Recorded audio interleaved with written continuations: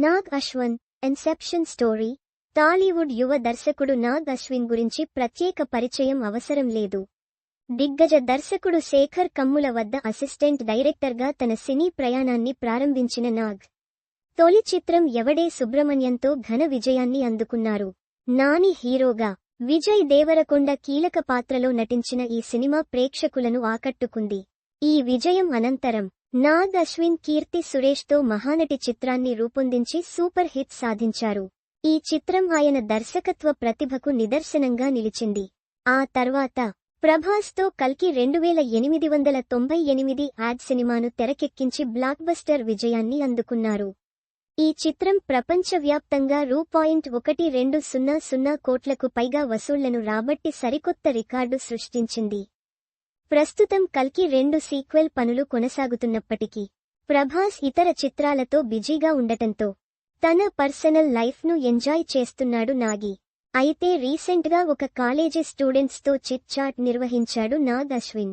ఈ చిట్ చాట్లో నాగ్ అశ్విన్ తన జీవితంలో ఒకసారి తీవ్ర డిప్రెషన్లోకి వెళ్లిన విషయాన్ని వెల్లడించారు. 2008లో తాను జ్ఞాపకాల అంశంతో ఒక కథ రాసుకున్నానని, 2 ఏళ్ల తర్వాత అదే కాన్సెప్ట్తో హాలీవుడ్ డైరెక్టర్ క్రిస్టోఫర్ నోలన్ తెరకెక్కించిన ఇన్సెప్షన్ సినిమా ట్రైలర్ చూసి తాను నిరాశలోకి జారిపోయానని తెలిపారు. ఇన్సెప్షన్ ట్రైలర్ చూసిన తర్వాత వారం రోజుల పాటు డిప్రెషన్లో ఉన్నాను. నా కథ జ్ఞాపకాల ఆధారంగా ఉంటే ఇన్సెప్షన్ కలల అంశంతో రూపొందింది. ఈ 2 కాన్సెప్ట్లు దాదాపు సమానంగా ఉండటం నన్ను బాగా ప్రభావితం చేసింది. ఆ సమయంలో నేను పూర్తిగా కుంగిపోయాను అని నాగ్ అశ్విన్ వివరించారు. అదే కార్యక్రమంలో ఆయన మరికొన్ని ఆసక్తికర విషయాలను కూడా పంచుకున్నారు. ఒక సినిమా విజయవంతం కావడానికి ఎడిటింగ్ కీలకమని, తాను గతంలో పలు సినిమాలకు ఎడిటర్గా పనిచేశానని చెప్పారు. ఖలేజా, డియర్ కామ్రేడ్ సినిమాలను నేను ఎడిట్ చేసి ఉంటే బహుశా మరింత బాగుండేవేమో అని ఆయన అభిప్రాయపడ్డారు. కామెడీ సినిమాలను ఇష్టపడే నాగ్ అశ్విన్కు దర్శకుడు జంధ్యాల చిత్రాలు ప్రత్యేకంగా నచ్చుతాయని తెలిపారు.